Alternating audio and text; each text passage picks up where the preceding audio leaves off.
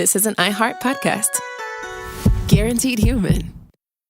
Support for the show comes from Public, the investing platform for those who take it seriously. On Public, you can build a multi-asset portfolio of stocks, bonds, options, crypto, and now generated assets, which allow you to turn any idea into an investable index with AI. It all starts with your prompt. From renewable energy companies with high free cash flow to semiconductor suppliers growing revenue over 20% year over year, you can literally type any prompt and put the AI to work. It screens thousands of stocks, builds a one-of-a-kind index, and lets you backtest it against the S&P 500. Then you can invest in a few clicks. Generated assets are like ETFs with infinite possibilities, completely customizable and based on your thesis, not someone else's. Go to public.com/podcast and earn an uncapped 1% bonus when you transfer your portfolio. That's public.com/podcast. Paid for by Public Investing. Brokerage services by Open to the Public Investing Inc. Member FINRA and SIPC. Advisory services by Public Advisors LLC, SEC registered advisor. Generated assets is an interactive analysis tool. Output is for informational purposes only and is not an investment recommendation or advice. Complete disclosures available at public.com/disclosures. Tired of spills and stains on your sofa?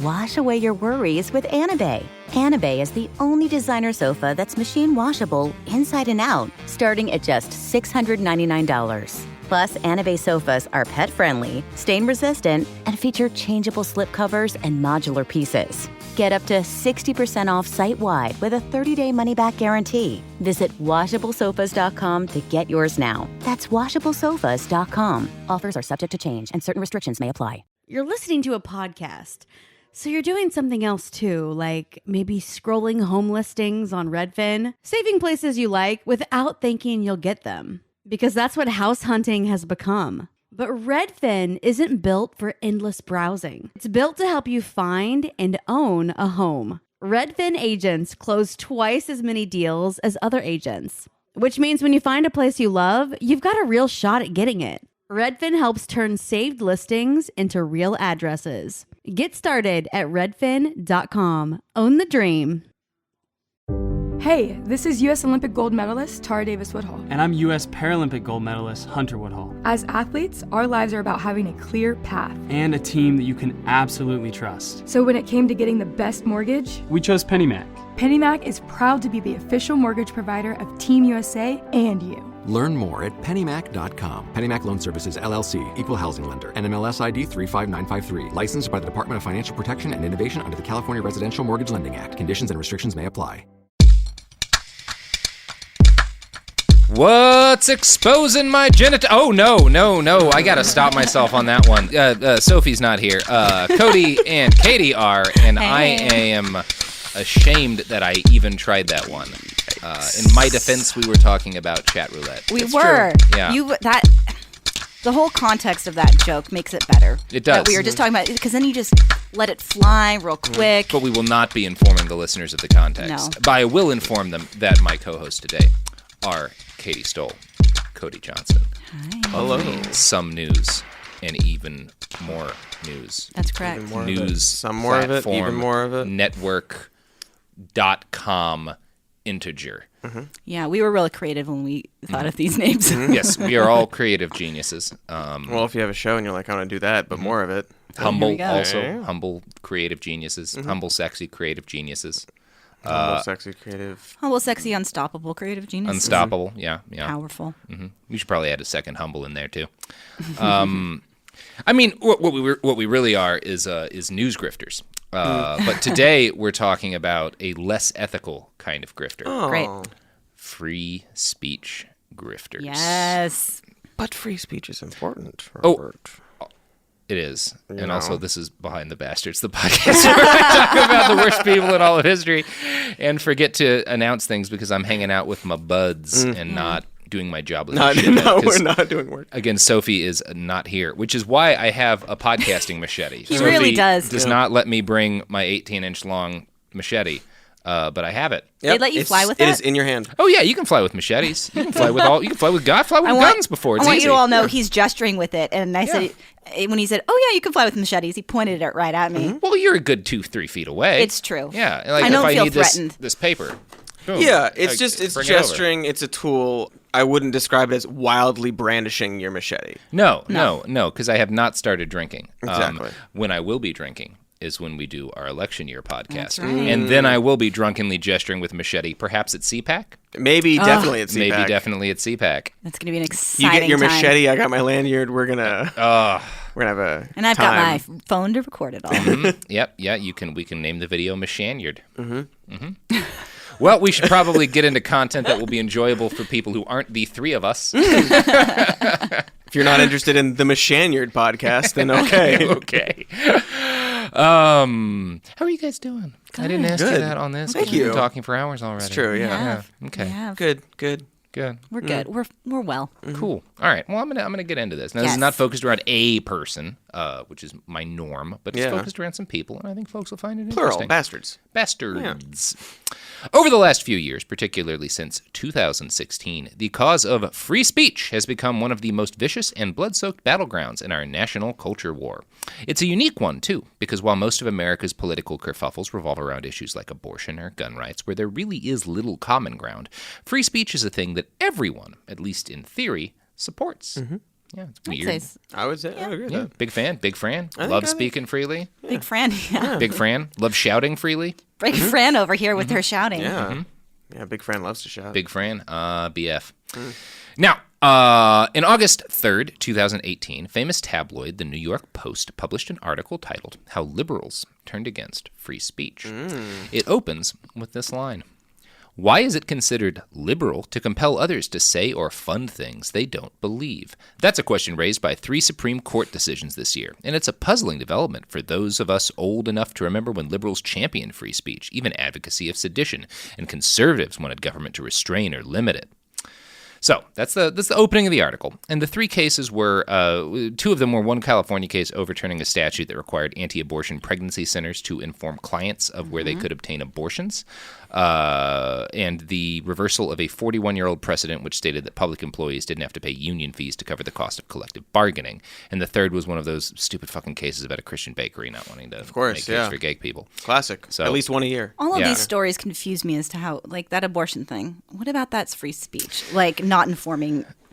Anyway, continue. That's a great question, Katie. That's a great question. I'm gonna dig into that one a little bit in specific. But I do want to note that the Post article quotes Neil Ferguson, who argues that liberals are increasingly authoritarian, and it ends on this line.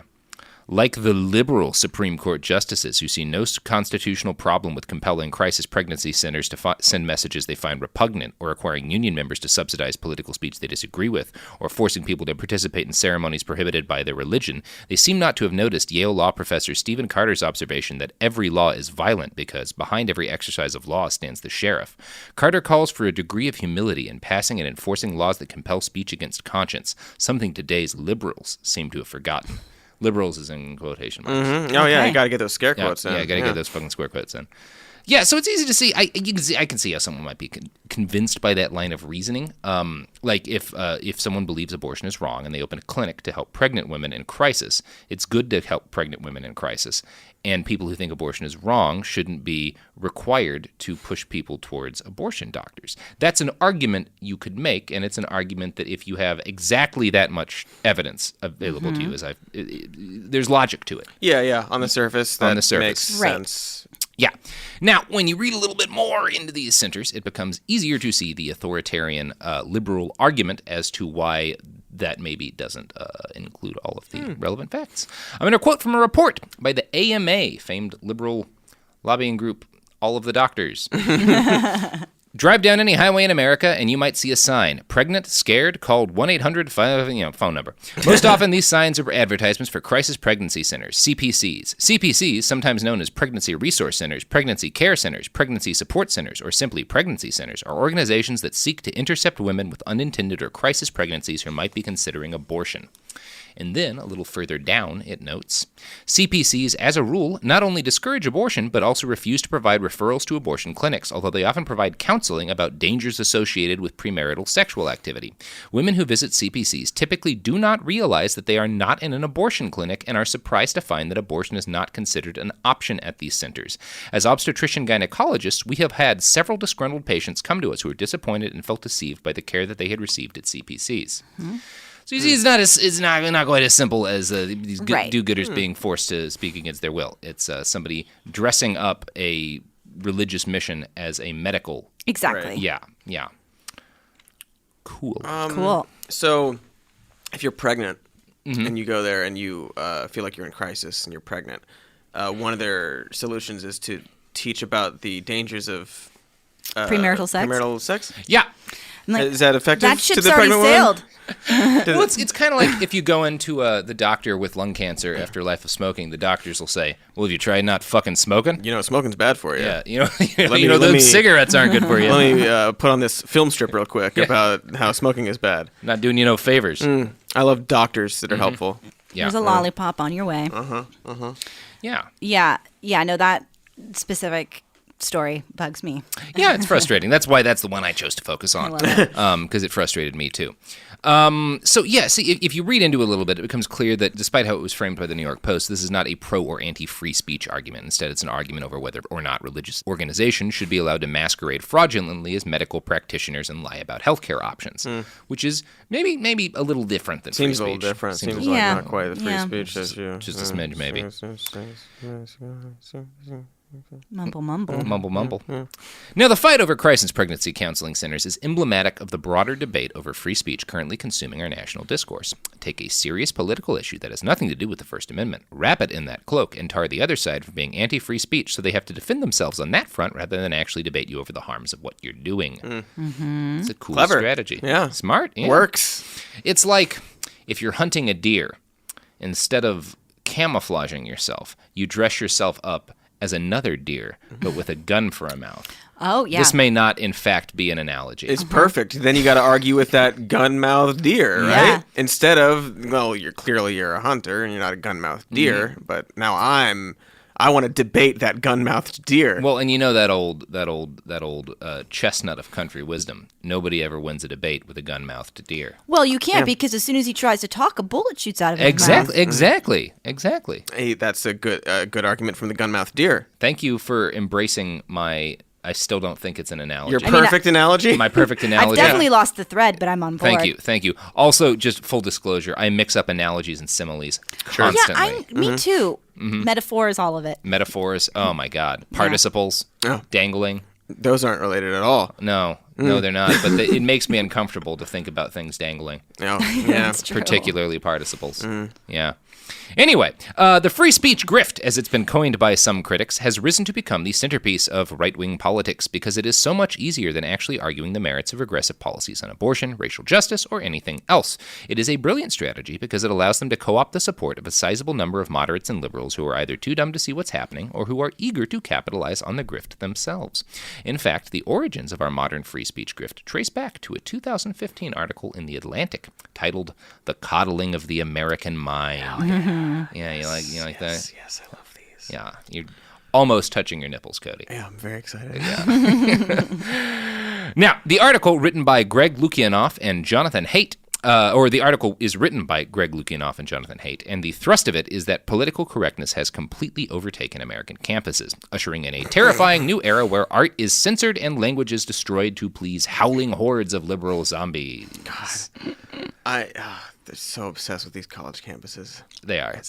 Big fans of college campuses. You know how, college is where, you learn and, you do some dumb stuff and, maybe you make things out to be more than they are, and then you sort of grow out of it, and then, you go enter the world. Yeah, maybe you try. Yeah, maybe you put cocaine up your butt a couple of times. You realize that's not good, and then you go into the world and you snort cocaine like an adult. My point is, that's how it's done. That's how it's done. This is the one problem facing America today. Yes. That's what I was getting at. College campuses. These college campuses, yeah. And PC culture. And PC culture. You know, let's not try to be courteous and empathetic to other people. Let's not try to listen to other people and their perspectives. No. Let's just fuck them. Because it's violence to me if you say, that kind of made me feel bad.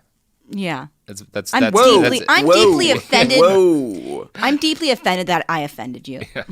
I'm going to quote from the article. For example, some students have called for warnings that Chinua Achebe's Things Fall Apart describes racial violence and that F. Scott Fitzgerald's The Great Gatsby portrays misogyny and physical abuse, so that students who have been previously victimized by racism or domestic violence can choose to avoid these works, which they believe might trigger a recurrence of past trauma. Some recent campus actions border on the surreal. In April, at Brandeis University, the Asian American Student Association sought to raise awareness of microaggressions against Asians through an installation on the steps of an academic hall. The installation gave examples of microaggressions, such as, "Aren't you supposed to be good at math?" and "I'm colorblind, I don't see race." But a backlash arose among other Asian American students who felt that the display itself was a microaggression. The association removed the installation, and its president wrote an email to the entire student body apologizing to anyone who was triggered or hurt by the content of the microaggressions. So that's what they're complaining about, is the coddling of the American mind. Yeah, that sort of stuff. Okay. That one small story has changed my mind about this issue. Yeah. Well, yeah. That's what they do in the article. Is they pick out a couple of stories where it's pretty easy. Okay, yeah, that's a group of people maybe behaving in a way that I would consider a little bit unreasonable, or at least the way that it's characterized makes it seems like they might be a little unreasonable. But it's not. Interestingly enough, for logic ration people like the folks who tend to be on this grift, it doesn't delve much into actual. I just tapped my papers on the table for influence. Statistics to tell us maybe if this is a broad problem or not. That information is available. I wonder if that information is available. It is! And you have it right here? I do have it right here, courtesy of, I didn't do the research myself, being a hack and a fraud, but I did find the research done by the Niskanen Center, a nonpartisan think tank dedicated to fostering an open society. They collected data from a number of studies on the beliefs of the I generation, a.k.a. Generation Z, a.k.a. the kids who are in high school and college currently. Okay. And it turns out these kids are less likely to strongly favor free speech bans than any other age group. So actually, kids in college right now are the least likely to support any restrictions on freedom of speech. Interesting. Quote, "A decade of data from the Knight Foundation on high school students tells a similar story. Support for the First Amendment is currently at its strongest level yet recorded, with a majority of high schoolers, 56%, disagreeing with the statement, the First Amendment goes too far in the rights it protects. Note that there is no change during the years when IGEN would be entering high school. And contrary to Haight's theory about the relationship between social media and free speech, the Knight Foundation survey also found that high schoolers who actively engage with news on social media, discussing stories, posting comments, and linking to articles, consistently demonstrate greater support for free speech, not less." Interesting. So maybe taking isolated incidents that are sort of like charged with emotion. Yeah, of the thousands and thousands of campuses in the country and hundreds of thousands of students. And then pinpointing and saying, like, this is a nationwide This is every problem. college. This is all of them. Maybe that's and we not gotta, scientific. Yeah. Maybe it's complete nonsense. Maybe it's intellectually dim. Yeah. Maybe it's just lying. Can we say lying on a podcast? I think we can. Well, you can bleep it. We can bleep it. We can bleep it. You know, I'm going to make a bleeping noise by hitting this empty LaCroix can with a machete, and we can put that in a post. This is a good idea. Don't worry. It's fine. We'll post that. Great. Everybody good? It's the best bleep I've ever heard. Thank you. Okay. And now you've got a place to put your knife. I know. It's nice. yeah, It's a nice little machete holder. Yeah. Oh, you made a little pocket for it. Everything works out. Yeah, I like that about the world. Now, the Niskanen Center summary also notes that in a later article, Haight and another writer cite that 2017 Knight Foundation study that was just quoted above to make the same point, noting a rise in the number of college students who say the climate on my campus prevents some people from saying things they believe because others might find them offensive. The rise is from 54% in 2016 to 61% in 2017. But Haight and his co-author neglect to mention that 2016 and 2017 are the only years for which data on that question is available, making it essentially meaningless as a way to identify a trend. They also insinuate that this increase in censorship is driven by liberal and leftist students. However, quote, "This increase is being driven by perceptions of self-censorship among Democrats and independents. The number of Republican students who reported a censorious climate on campus actually dropped from 62% to 53%. That's wild. Cool. You love to laugh. You love intellectual You gotta laugh. honesty. Yeah. This is wholly unsurprising. I don't think I've seen this data you're referring to. I saw a similar report about this. And There's how actually quite a lot of data there's on a lot of this. data on it, yeah. And basically, saying the same thing, that like the perception is actually the opposite of reality. Yeah. And this is like, you can see this kind of generally throughout history of like, no, a lot of the left gets censored. People who actually want society to change in massive fundamental ways often censor themselves. Often. Right. And even just like professors, like left-wing professors get censored a lot more than any of these people. And we'll get into that. Oh, good. Yeah. Now, that Niskanen study does also note that, according to a 2017 YouGov study, conservative students were more likely to report censoring themselves in the classroom, 60% versus 53%, and outside of it, 47% versus 40%. But even this data does not tell the entire story. A survey conducted by Cato and YouGov notes that 58% of Americans nationwide report self-censoring their views among other people. Conservative college students are actually less likely to report censoring themselves than conservative Americans outside of colleges, and liberals on college campuses censor themselves more often than liberals in the general population. It's, so are you suggesting that it's the opposite again? Yeah.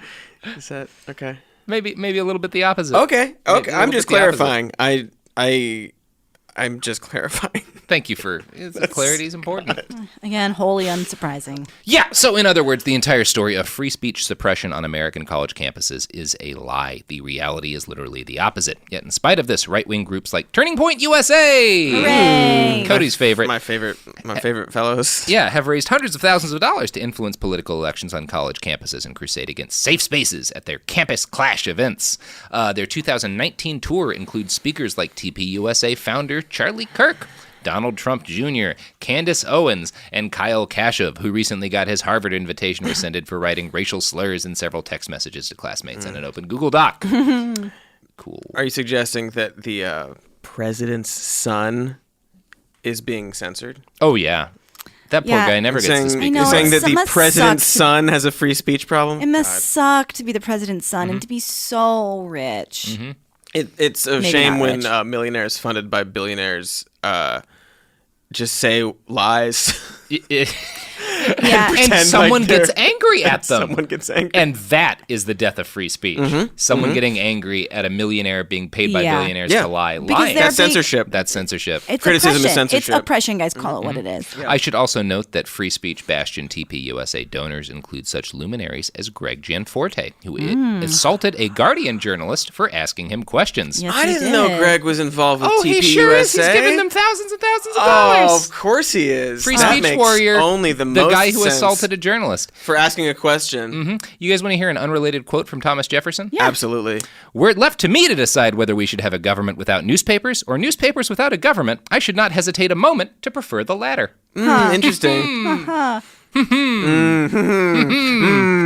You know what goes well with those gestures? Products. Services also. But And yes, services. products. Yes, you were right, Katy. You nailed it. I was so excited to get one right. You did. You got it. You nailed it. I've won. Would you like to throw in a free ad for something? This is your time. This is your time in here.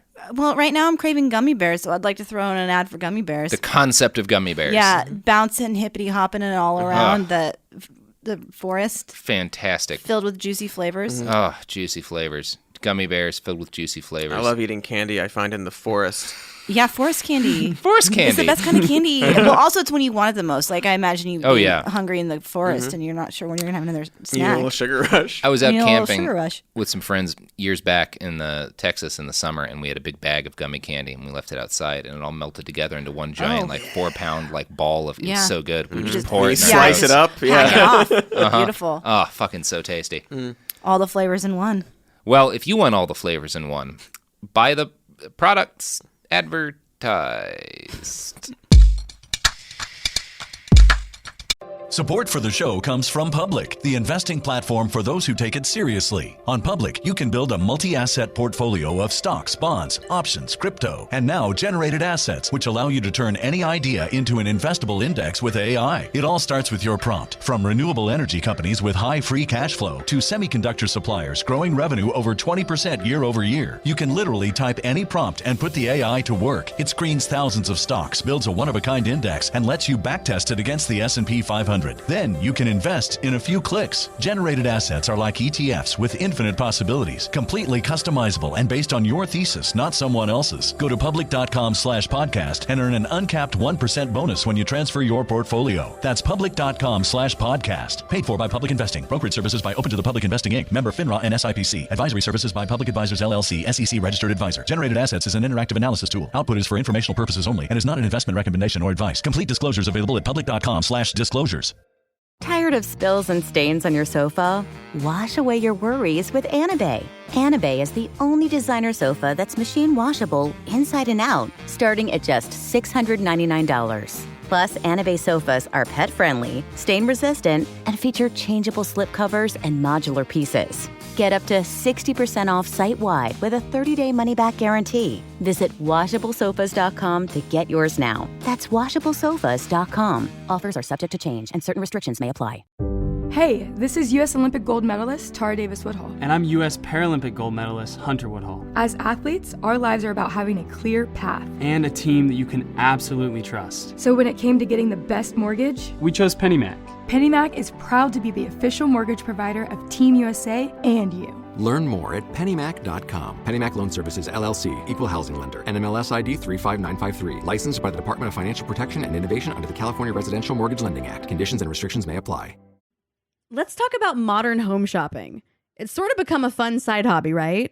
Scrolling listings at night, dreaming about kitchens you've never seen, or backyards you haven't even stepped foot in, all from the comfort of pretty much anywhere.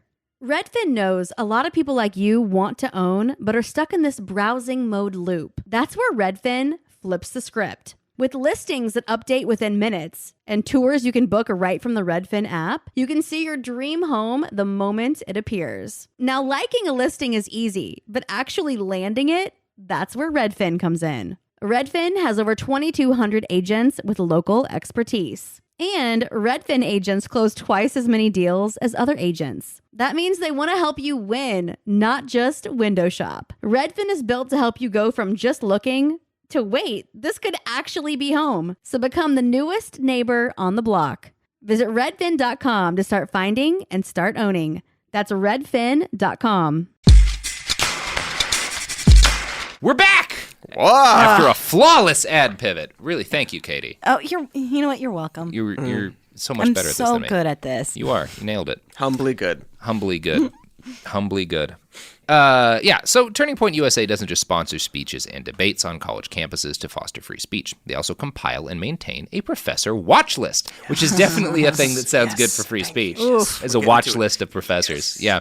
Typical of the list is the entry for Professor Betsy Stevenson. Quote, Betsy Stevenson is an associate professor of economics at the University of Michigan. Stevenson made the list after making the claim that the lack of women found in economics textbooks is the reason so few women pursue economics as a major. In a study she conducted with Hannah Zlotnick, she found that 77% of people found in the leading economics textbooks were male. That sounds like a reason to be on a watch list. Fire that woman. Fire that her. woman for her research and speech. Fire Unbelievable. her. Now, maybe it's a watch list of good researchers doing cool stuff. That's true. Maybe I should read the next paragraph. Maybe you should. Maybe I should. I can't agree with you more.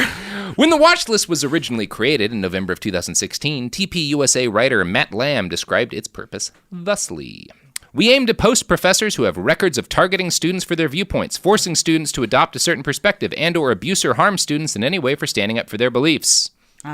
Okay, then. Do you want to read your example again from earlier? My God. Bunch of sensitive little dweebs. She claimed that women were unrepresented in economics textbooks and then proved it with rigorous data. Well, that's threatening all the male Exactly. students I'm that hurt are future students now. there. I feel attacked, and I think you should apologize to us both, Katie. Because I'm a woman? Exactly.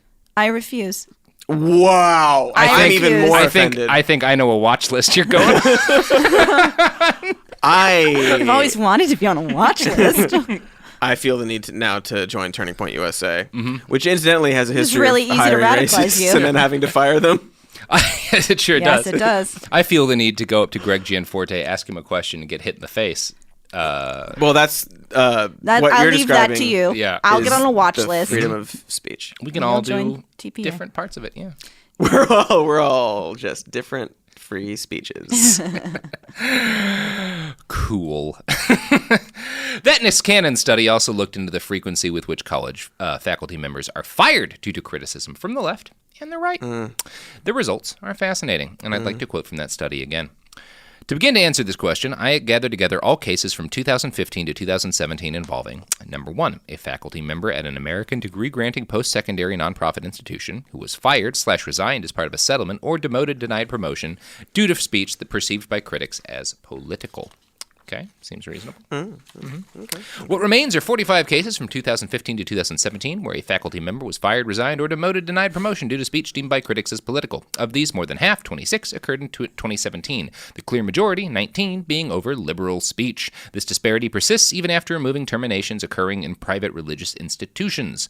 For liberals, the most common types of speech to result in termination were those perceived by critics as anti-white or anti-Christian. For conservatives, they were anti-minority or anti-diversity. Now, because they're diligent, Niskanen notes that the higher frequency of professors being canned for left-wing speech may have more to do with the fact that there are more left-wing professors than right-wing professors. That is absolutely a factor. So, because they're educated. Because they're, let's not be mean with our facts. Our facts do care about their feelings. Yeah. I got a D on my history paper because I'm conservative. That's why. Yeah, my history paper was just, why was Hitler the bad guy? Right. He shouted at the people I shout at. I wrote a whole thing about how the Civil War was only about states' rights, and they gave me a D, and I was like, what? Is it because I voted Republican? It's censorship. I agree. It's censorship because, as far as I'm aware, there was never any slavery in the South. I learned that from my sheltered upbringing, I guess. Well, my history textbook went from the founding of humanity to 1491, and then started right back up again in 1989. Exactly. Somebody tore out all the pages. You get all the key parts. Yeah. Skip the nonsense. Skip all that bullshit. Yeah. Get right back into the good stuff. Right into the roaring 80s. So, while there's no evidence that conservative voices are being silenced in academia, this data does not necessarily suggest that the opposite is happening. However, quote, the size of the disparity in 2017 bears watching, as it may mark the beginning of a trend in precarious liberal speech. A proper assessment would also need to take stock of the data categorization issues surrounding religious institutions where terminations for political speech are especially difficult to capture. So, like actual researchers who care about facts, even when they have a lot of data, the Niskanen people hesitate to draw conclusions that are overly broad based on the information they have because they're trying to do actual research, as opposed to picking out a single issue on a single campus and saying, look at what these liberals are doing to free speech. Well, now I don't know what to think. Now you don't know. These seem like two equally credible people. I mean, on the one hand, whatever dumb shit you said. Well, on the other hand, this report. So, what are you gonna do? What are you gonna do? We joined TPUSA. Yeah. Now, while we're on the subject of professors, we should probably talk a little bit about Cody's favorite professor. Oh, you know his name, Dr. Jordan fucking Peterson. Yeah, there he is. I love your air horns. I was waiting because as soon as you said Professor Watchlist, I'm like, here it comes.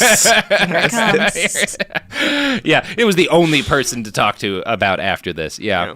Now, Dr. Professor Peterson describes himself. Jordan Balthazar Peterson. Fucking Balthazar? Jordan Bad Boy Peterson. Peterson. He describes himself as, quote, a classic British liberal who defends individual freedom from collectivists. Now, he has a particular hatred for the Ontario Institute for the Studies of Education. The organization's mission statement seems mild enough, which is, a little bit confusing. It says that its goal is to prepare scholars, teachers, and other professional leaders to be equipped with the skills and global awareness required by an increasingly challenging and complex society, ready to influence policy and practice in their fields. But Peterson takes issue with what I suspect is that last line, claiming the OISE is basically a training ground for dastardly social justice warriors. Sorry. In a 2017 interview with Epoch Times, he stated, "The Ontario Institute for the Studies of Education, that bloody thing is a fifth column. The people who are producing the educators that emerge from that institute, they should be put on trial for treason. Like, it's serious stuff. The idea is that the purpose of education is to get them while they're young, in kindergarten, so that this radical postmodern Marxist ideology can be so thoroughly inculcated when they're young, they have no chance of escaping from it. And that's what's happening in the education system." This paranoid maniac. They need to be tried for treason? As Robert was reading Be precise in your speech. Cody takes off his glasses and like puts his head in his hands, just so everyone has the visual. I have you know how when you play like an Xbox and you're playing a video game and they've got all these different like little awards you can win for doing shooting 10 people in the head or whatever. My one for this podcast is going to be giving Cody an embolism. It's getting there. God, that quote. Yeah. Man, it's his entire self in one sentence. Yeah. Yeah, these people are teaching things I don't like. They should be on trial for Tried treason. for treason! I love free speech. This is like... And, yeah. Now, feelings. Additionally, back in 2017, the Canadian Broadcasting Corporation reported that Dr. Professor Jordan Peterson planned to build a website listing university courses in Canada that had what he claimed were postmodern neo-Marxist course content. He told CTV, "We're going to start with a website in the next month and a half that will be designed to help students and parents identify postmodern content and courses so that they can avoid them." Yeah. Ooh. Now, this created a bit of an uproar, according to the website Inside Higher Education. Quote, "In a YouTube video posted to his personal account, he highlighted English literature, anthropology, sociology, women's studies, and ethnic studies as the types of courses that, quote, that have to go. Professors at the University of Toronto expressed concern that they would be targeted by such a list, which also led to fears of harassment. Instructors of the potentially targeted courses believe that their autonomy as educators may be under threat. The proposed website has created a climate of fear and intimidation," the University of Toronto Faculty Association said in a statement to Canadian media. Now, shortly thereafter, free speech warrior Dr. Professor Jordan Peterson, Professor Doctor, announced on Twitter that he had shelved for now his plans to build a website listing courses he thought should be banned. Like women's studies. Oh, good. I was about to ask you. You did say women's studies, right? Oh, yeah. Who would need to study women? You did say anthropology, right? Yes. Also sociology. Oh, my God. Also ethnic studies. Jesus. Also English literature. Be banned. It doesn't. The fact they that should be banned. Have to go. Have to go. Okay, let's not say banned. That would be the wrong word. Banned. Have to go. Well, it sounds like he's being censored for his and we should be plan. taking him seriously. Famous censored millionaire, Dr. Professor Jordan Peterson. Who only eats meat. Who only eats meat. Only eats beef and salt and water. Whose poops, I'm sure, are fascinating. Unbelievable. Jordan, they are unbelievable poops. Yeah, they're unfathomable poops he's got. This is the man who had literal apocalyptic dreams about the end of the world and wanted to start a church and believes that his wife has prophetic dreams that he is the special boy who's going to save the world from destabilization and destruction. I'm not making this up. Now, in a different era, this man, while he is scary, would be a worldwide threat of some sort. Yeah, it sounds a little... I don't want to say Hitlery. But that's what I was going at. Dreams of you saving the world from a from destabilizing. One could say cultural Marxism. He might have a different word for it. Yeah, savior syndrome type thing. Because there's a natural order. I think we need to spell out really directly why you and I see Nazi parallels in some of what's going on, because it is a little bit obscured. I had actually an argument with this about my dad recently because he doesn't understand when people talk about cultural Marxism, which is a big thing for Jordan Peterson. Yeah, that's what he's saying. That's what he's saying. He said it before. Yeah, what's the exact wording he uses? He says postmodern neo-Marxism, and he talks about how they switched it and stuff like that. But there are other clips of him talking about literally cultural Marxism and stuff like that. So. Yeah, so he clearly used one term and then switched to another term. The idea cultural Marxism comes from fucking Nazi propaganda in the 20s and 30s when they called it Kulturbolschewismus or something like that. And the idea was both that Marxism was infiltrating society, and specifically that it was infiltrating society through the Jews who were trying to undermine.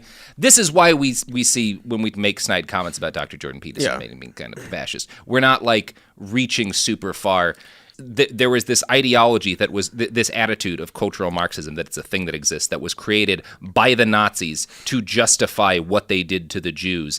And then a new generation of people has just sort of cut the Jews out of cut the Judeo out of Judeo-Bolshevism, but they're like, no, there's still cultural Bolshevism. Yes, still it's now like it's like the liberal academia and the left, like radical leftists and their cultural it's an amalgam of these groups that are doing this instead of just the Jews. Yeah.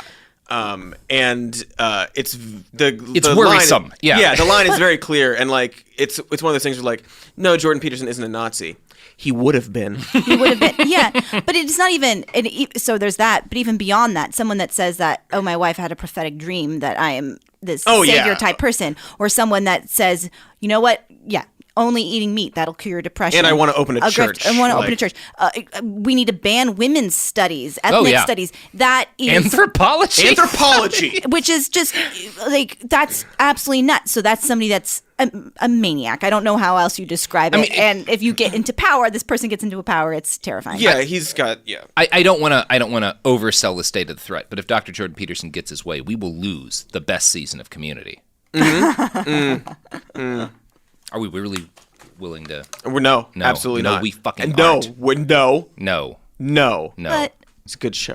It's a great show. Yeah. It ended on a high note. Really? Yeah, that was actually really. Except Donald Glover's gone, but yeah, that was sad. But they really did a good job. But now you got. All the actors they brought in for the 6 seasons. 6 seasons are amazing. Yeah, I enjoyed it a lot. Yeah. Writing is perfect. It's good. It's good. Really, nice note. Tears me up a little bit every time. Yeah. Okay. This is we've gotten well off of track here. Now, let's talk about free speech warrior Dr. Jordan Peterson, who is a big fan of free speech. Big fan of free speech. Clearly. Yeah. Clearly. Huge lover of free speech. In June of 2019, the doctor professor was invited to speak at the Brain Bar in Budapest by Hungarian Prime Minister Viktor Orban. Mr. Orban wanted to speak with the doctor professor about current political issues. According to New York Magazine, quote, the Orban-friendly news outlet Hungary Today described their meeting as an amiable conversation about the dangers of illegal immigration, political correctness, and Jean-Claude Juncker's apologias for Karl Marx. Peterson and Orban also touched on a current tendency to minimize the crimes committed under communist regimes. They cited an infamous speech by European Commission President Jean-Claude Juncker in which they said he defended Karl Marx. Now, if you lean a little bit more towards the conservative end of the spectrum, and you have not kept a pace with Hungarian politics, you may not immediately see what's so fucked up about this. Viktor Orban is an avowed advocate of what he calls illiberal democracy, a.k.a. not really democracy at all. Illiberal. In his 2018 acceptance speech, he declared an end to the era of liberal democracy. We have replaced a shipwrecked liberal democracy with a 21st century Christian democracy, which guarantees people's freedom, security. It supports the traditional family model of one man and one woman, keeps anti-Semitism at bay, and gives a chance for growth. Cute. Free speech lover Viktor Orban. Yeah. Now, after his election, he passed a series of punitive laws and launched a propaganda campaign that forced the Central European University to withdraw from his country. New York Magazine describes them as a liberal institution whose avowed purpose was to protect the open society from authoritarianism of the right or left. They also note that, at the nation's remaining colleges, Orban has banned fields of study that conflict with the state's conception of truth. And while Orban identifies as an illiberal Democrat, his party has insulated its power against the threat of popular rebuke to such a degree that many scholars describe his regime as a creeping dictatorship. Cool. Now, in a 2018 interview, Dr. Peterson himself agreed that Hungary's assaults on academic freedom were unacceptable. Yet he agreed to sit down with Orban and have a convivial talk about the danger of cultural Marxism. Meanwhile, Peterson decried the idea that people ought to accept different gender pronouns for trans and non-binary people as being dangerously in line with, quote, the Marxist doctrines that killed at least 100 million people in the 20th century. What? Dr. Professor Jordan Peterson there. Expert on the world. It's so interesting to hear him talk about this stuff. And it's like one of those things where, like, you don't hear him talk about the other side of this, or the people that die from fascism. The extension of sort of what he espouses. Of course you not. don't. It's just interesting. It's only communism has killed people. He doesn't feel compelled to talk about that. It's his right. It's his right. As a free speech warrior. Point of order.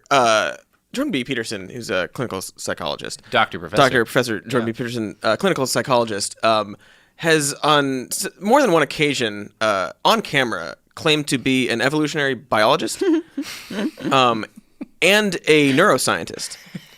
Two things he is not. Two things that a respectable, say, professor or doctor wouldn't claim to be if they were not. Mm-hmm. It seems like perhaps he's... addled. Dishonest. Okay. That might be possible. Also, he's once asked if he supported gay marriage. The cultural Marxists are supporting, and he was like, "Well, if cultural Marxists support it, I wouldn't support it." So, oh, cool, very cool. That's a solid intellectual line to take. Mm-hmm. Now, earlier in this episode, when we started talking about the good doctor, I noted that he identifies personally as a classic British liberal. You probably heard that, Cody. Yeah. Now, this is not an uncommon statement from intellectual figures on the right.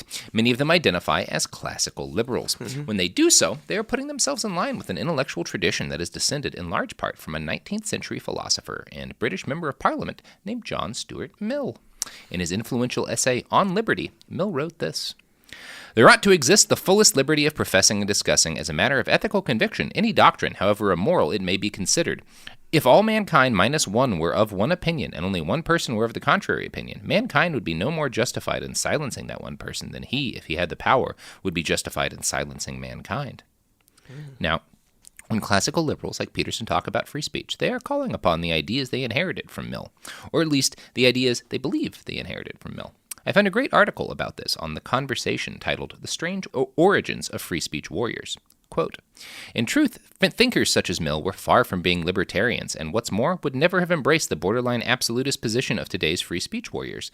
Based in what is called the harm principle, Mill argued for a big government approach to situations in which the exercise of liberty might result in harm to others or even to the individual practicing it. In On Liberty, he argues that parents of poor moral fiber may have their children removed from the home and calls for similar state intervention to stop the harms caused by gamblers, prostitutes, and the drug addicts. Even more broadly, he decides that the uncultivated cannot be competent judges of cultivation. Those who most need to be made wiser and better usually desire it least, and if they desire it, would be incapable of finding the way to it by their own lights." They've got to go. Yeah.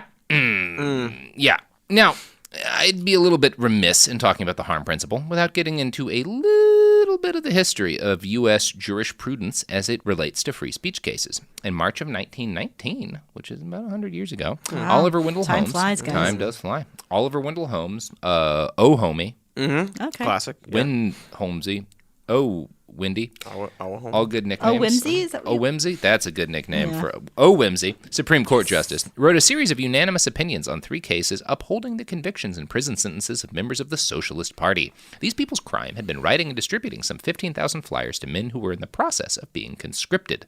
The flyers argued that conscription was involuntary servitude and prohibited by the 13th Amendment. Also involved were the court cases of Eugene Debs, a socialist presidential candidate who protested against World War I in a speech. Debs and his comrades were found to have violated the Espionage and Sedition Acts. In justifying their incarceration, Holmes wrote, "Words which, ordinarily and in many cases, would be within the freedom of speech protected by the First Amendment may become subject to prohibition when of such nature and used in such circumstances as to create a clear and present danger that they will bring about the substantive evils of which Congress has a right to prevent." Free speech. Free speech. Sounds kind of Peterson-y. Sounds a little bit Peterson-y. Now, Holmes went on to write a line that has since become famous. "The most stringent protection of free speech would not protect a man in falsely shouting fire in a theater and causing a panic." That's where that comes from. Mm-hmm.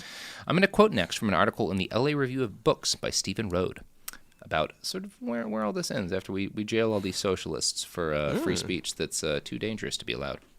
Only 8 months later, in November 1919, joined by his protege Justice Brandeis in the case Abrams v. United States, Holmes would signal a dramatic and pivotal shift in his approach to the First Amendment. As recounted in the illuminating essay, Right Skepticism and Majority Rule at the Birth of the Modern First Amendment by Vincent Blasi, Corliss Lamont Professor of Civil Liberties at Columbia Law School, which explains why the year 1919 deserves to inaugurate the free speech century, Holmes' dissent planted the fertile seeds of our modern-day First Amendment jurisprudence. Holmes declared that the ultimate good desired is better reached by free trade in ideas, that the best test of truth is the power of the thought to get itself accepted in the competition of the market, and that the truth is the only ground upon which their wishes safely can be carried out. He saw the Constitution as an experiment, as all life is an experiment, but he warned that we should be eternally vigilant against attempts to check the expression of opinions that we loathe and believe to be fraught with death unless they so immediately threaten interference with the lawful and pressing purposes of the law that an immediate check is required to save the country. Okay. This is what he does 8 months after agreeing that those socialists ought to be jailed for saying that drafting people is kind of like slavery. Now, Holmes's views, these new views that he shifted to after jailing the socialists. A quick shift. Yeah, good turnaround. They would be codified in American law 50 years later during the 1969 Brandenburg v. Ohio case. In another unanimous decision, the Supreme Court overturned the conviction of a KKK leader who had led a rally of armed men. These Klansmen had burned crosses and talked about taking revenge against the N-words and Jews that claimed that the U.S. government continues to suppress the white Caucasian race. They announced plans for the 4th of July march on Washington, D.C. In his pure curiam opinion for the court, Justice William Brennan wrote, "The constitutional guarantees of free speech and free press do not permit a state to forbid or prescribe advocacy of the use of force or of law violation except where an advocacy is directed to inciting or producing imminent lawless action and is likely to incite or produce such action." It's interesting to me, when we talk about the history of the evolution of free speech in this country, that when socialists told draftees that being conscripted violated their human rights, that speech was too dangerous to be protected. But when white supremacists carried guns and promised to take vengeance on black people and Jews, the Supreme Court decided that's explicitly protected as long as they don't say that vengeance should occur on this exact day. I would say it's unbelievable, but it isn't. This law's neat, right? Yeah, man. The people threatening lives are fine. This adds up to me. But if you don't say a date. If I don't say a date. If you don't say a date. Just say we should take revenge against the Jews. But don't say we should take revenge against the Jews on July 15th. Okay. Then you're going to jail. Sticky so as long as it's not like an organized flash mob type situation, then Yeah. Good to know. Cool. You know what else is cool? It is probably services. Wait, services too? Oh yeah, there's gonna be a service or two. I got both. Oh boy, I hope it's a dick pill ad. We really could use some dick pills. Hims, great dick pills. Hims. Did you hear about that? There's a new drug being developed for women to make women aroused. Yeah, and like that seems like incredibly.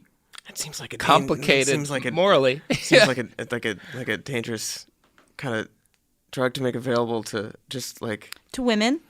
I think it's a dangerous drug to make available to men. That's what I'm my getting worry. at. I have no issue with women taking whatever drug. All for women taking control of that. Yeah. I'm concerned about men getting a hold of that drug. Yes, I hear you. But you know what I'm not concerned with? Services and products. I was going to say just erection drugs in general. Oh, yeah, sure. Because I don't know if you guys know this, but the climate is collapsing. And sex is zero emissions. Sex is on the rise. It's on the rise. It's good. It's good to have. And have some. With all these horrible facts we read, sometimes it's hard to get an erection. So, you guys should be worried about women slipping your dick pills into drinks. Fear that. Yeah. The one thing I don't know where to go from here. I ruined it. It's probably going to be a Microsoft ad after this anyway. Which ooh, perfect. Oh yeah. Talk about a dick pill. One way or the other, buy some dick pills.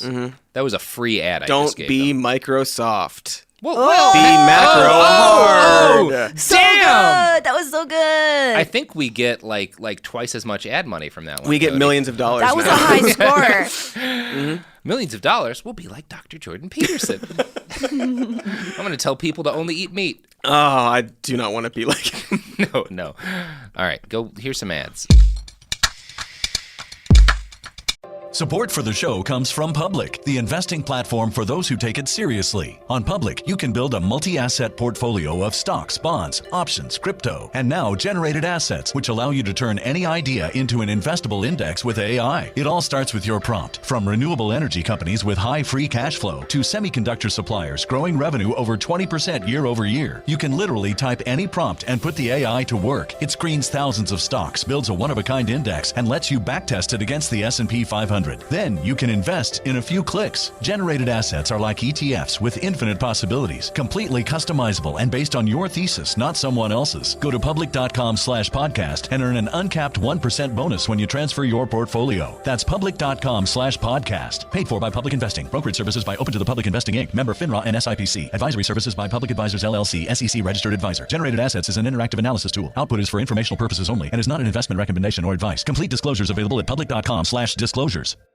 Time for a sofa upgrade? Introducing Anabay Sofas, where designer style meets budget-friendly prices. Anabay brings you the ultimate in furniture innovation with a modular design that allows you to rearrange your space effortlessly. Perfect for both small and large spaces, Anabay is the only machine washable sofa inside and out. Say goodbye to stains and messes with liquid and stain-resistant fabrics that make cleaning easy. Liquids simply slide right off. Designed for custom comfort, our high-resilience foam lets you choose between a sink-in feel or a supportive memory foam blend. Plus, our pet-friendly, stain-resistant fabrics ensure your sofa stays beautiful for years. Don't compromise quality for price. Visit washablesofas.com to upgrade your living space today. Sofas start at just $699 with no risk returns and a 30-day money-back guarantee. Get up to 60% off, plus free shipping and free returns. Shop now at washablesofas.com. Offers are subject to change and certain restrictions may apply. Hey, this is U.S. Olympic gold medalist Tara Davis Woodhull. And I'm U.S. Paralympic gold medalist Hunter Woodhull. As athletes, our lives are about having a clear path. And a team that you can absolutely trust. So when it came to getting the best mortgage, we chose PennyMac. PennyMac is proud to be the official mortgage provider of Team USA and you. Learn more at pennymac.com. PennyMac Loan Services, LLC, Equal Housing Lender, NMLS ID 35953. Licensed by the Department of Financial Protection and Innovation under the California Residential Mortgage Lending Act. Conditions and restrictions may apply. Let's talk about modern home shopping. It's sort of become a fun side hobby, right?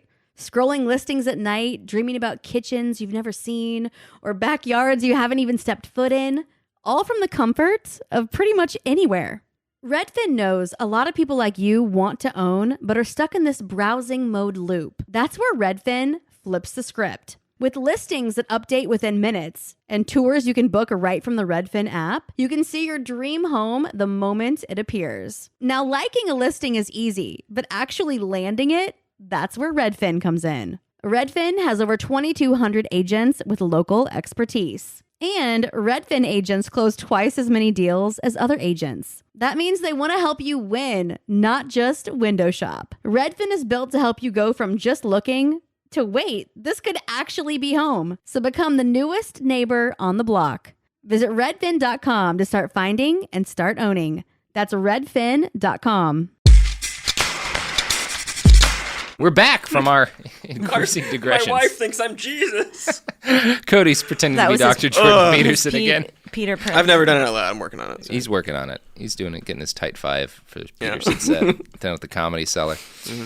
Now, we just talked a little bit about, the origins of free speech law and how it's evolved over the last century. How maybe it's enforced on one side and not so much on the other side. Maybe it's not. It's sort of forgiven when it's like really, really extreme. And then yeah, maybe that's a little when it's related to human rights, it's sort of like fuck it. It's like look the other way. Yeah.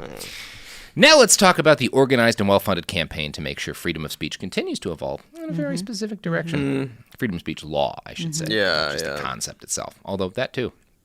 Have y'all ever heard of Brett Weinstein? Sure have. Oh, good. I was going to bring him up earlier. And here we are. All right. He was a biology professor at Evergreen State College who went viral online for opposing a protest that asked white students and faculty to stay home as part of a symbolic protest against white supremacy. Now, he was not fired for this, but he was criticized for his actions. So he resigned, sued the school, and got a bunch of money in a settlement. And then did the rounds talking to Ben Shapiro, Joe Rogan, David Rubin, and the other icons of what is now called the intellectual dark web. Now, another member of the intellectual dark web, and a guest on literally all of those same podcasts, is a guy named Jonathan Haidt, co-author of the Atlantic article, The Coddling of the American Mind. Oh, yeah. You know what I'm building to right now? I feel like probably, yeah. You think you might know? Let's let you do your thing. Let's do it. Let's get there. Let's do it. We'll see. Yeah. I like using this voice with you. Yeah, it's exciting. Yeah. We can do a whole episode like this of our election podcast. I'm going to talk like this to balance it out. We'll get you some Thorazine. We'll get Cody and I. What kind of drug makes your voice high? Helium and Thorazine day. Yeah. God. That's how we do the Autism One conference episode. Okay.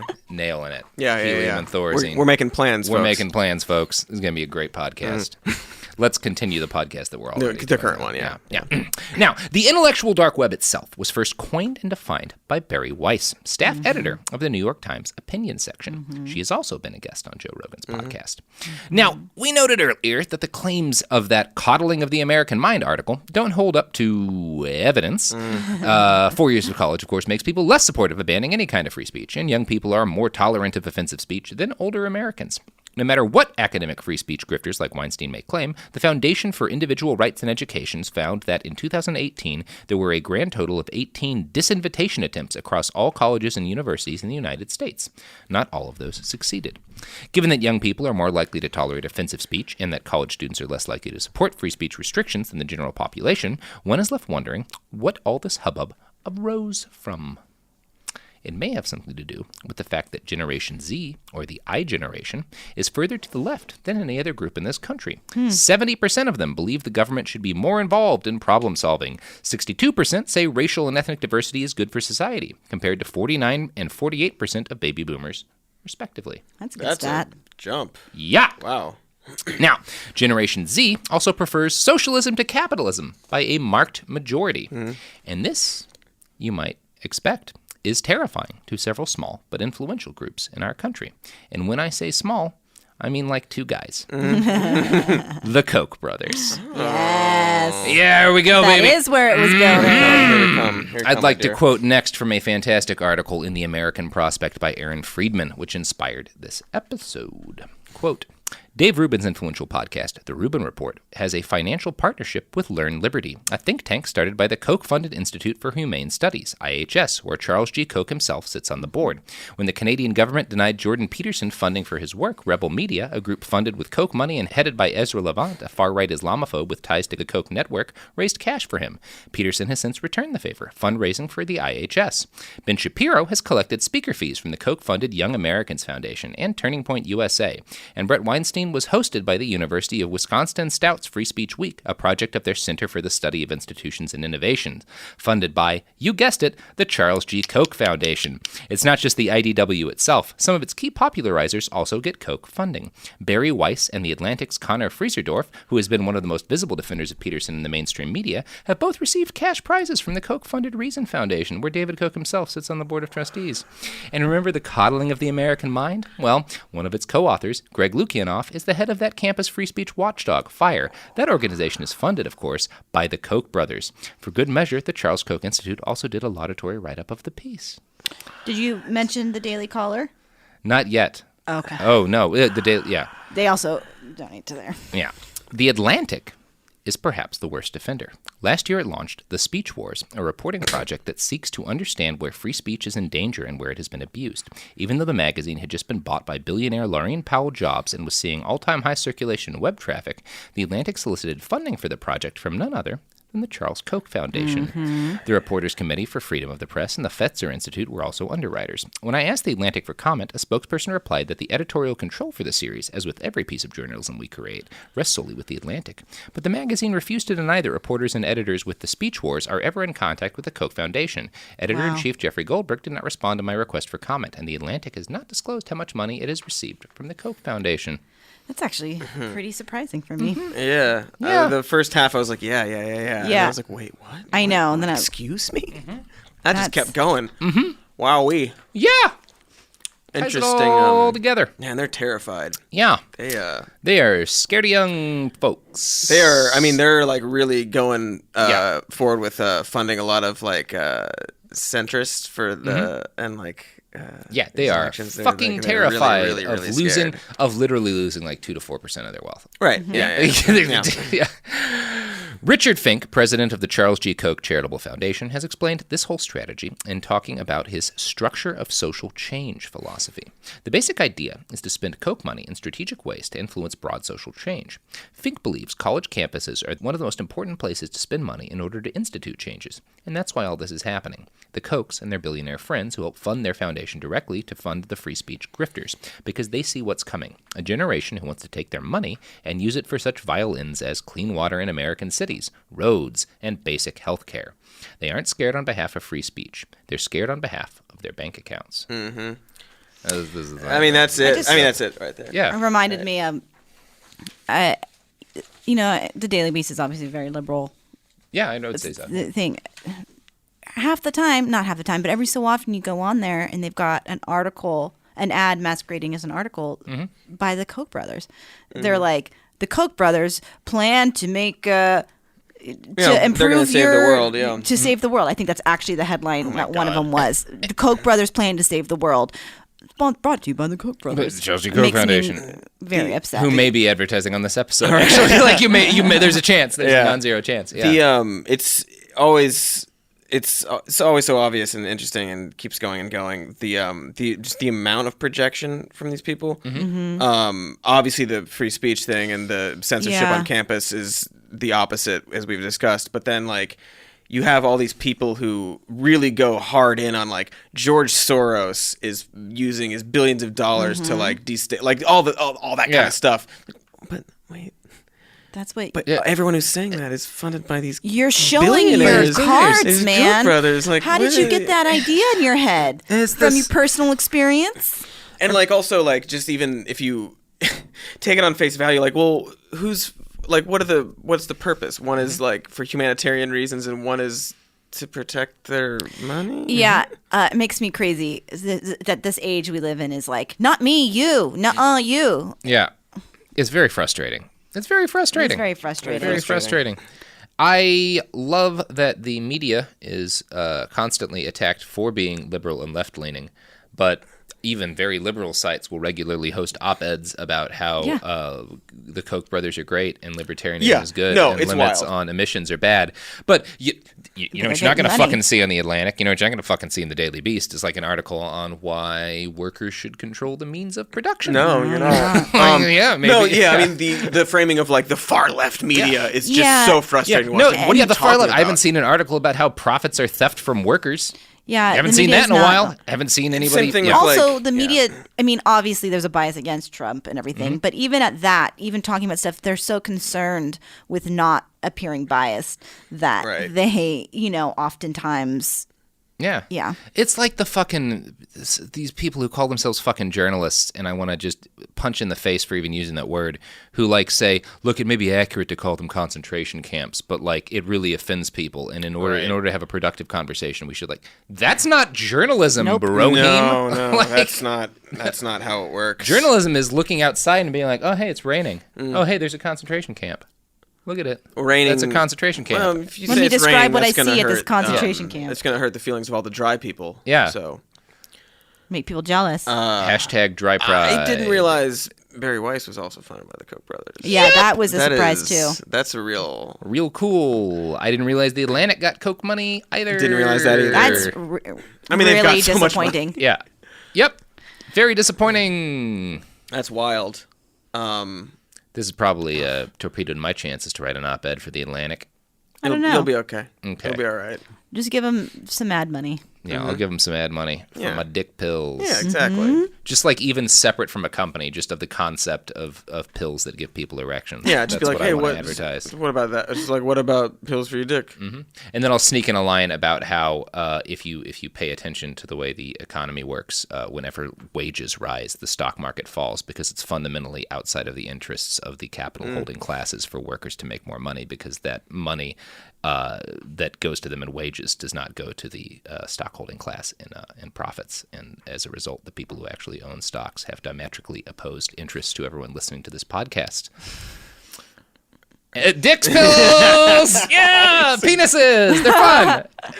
I love whenever that happens. Like, oh, the stock market's on the rise. Like, so what? Like, how many stocks you got, bro? Right, like, why should any of these people give a shit, man? Like, if I know you, like, you probably have enough money for rent and a couple of six-packs. Yep. And like, probably not going to. If you have a 401k, you got it the way I did, which is not knowing you had a 401k when you had that job, and you're like, oh, okay. Thank you for this thing. I understand. Cool.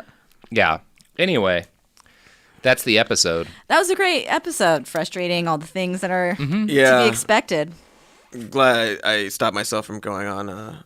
All right. Various tirades. I'm going to do a dangerous thing, and then I'm going to have you guys plug your way out. I've got the half-smashed LaCroix bottle, and I got my machete, and I'm going to try to hit it into the sounding boards as if I am batting a tennis ball. Okay. I don't know what kind of ball you bat this way, but that's what I'm going to do now for this audio-only podcast. Yeah! Made it a decent distance. Didn't hit the sounding boards. Got close. It was fun. Yeah. Good time. You could do it again if you practiced. You guys want to plug your pluggables?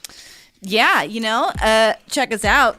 We have a podcast called Even More News and also a YouTube show called Some More News. That's correct. My name's Katy Stoll. You can find me on Twitter at Katy Stoll. My name's Cody Johnston. You can find me on Twitter at Dr. Mr. Cody. My name is Katy Johnston and Robert Evans, and actually you can find me at the internet. Sophie's not here. I am not doing well. You're doing great. You're doing great. Thank you. Don't worry about it. She's here in spirit. BehindTheBastards.com is our podcast where you can find all the sources for this episode. You can also find us on tpublic.com where you can buy shirts and cups, and that will make someone's stock market price. Someone's stock? Probably. Oh, yeah. Some stock will go, even if it's fucking cotton stocks anyway, and then everything will be better as I understand the stock market. You can find me on Twitter at iWriteOK. You can find us on Twitter and Instagram at @BastardsPod. That's the fucking episode. Go home or riot in the streets. One of the two.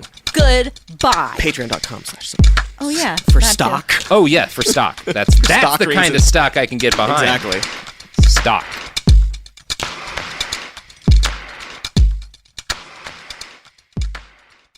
Tired of spills and stains on your sofa?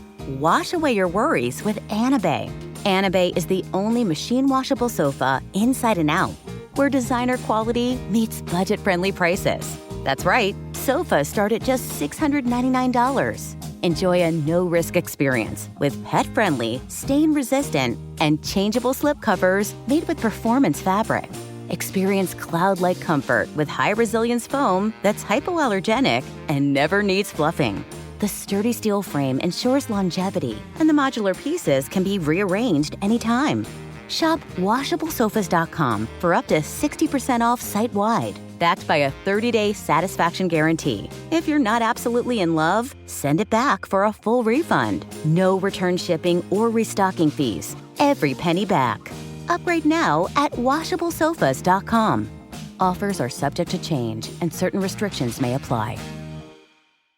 You're listening to a podcast, so you're doing something else too, like maybe scrolling home listings on Redfin, saving places you like without thinking you'll get them, because that's what house hunting has become. But Redfin isn't built for endless browsing. It's built to help you find and own a home. Redfin agents close twice as many deals as other agents, which means when you find a place you love, you've got a real shot at getting it. Redfin helps turn saved listings into real addresses. Get started at redfin.com. Own the dream.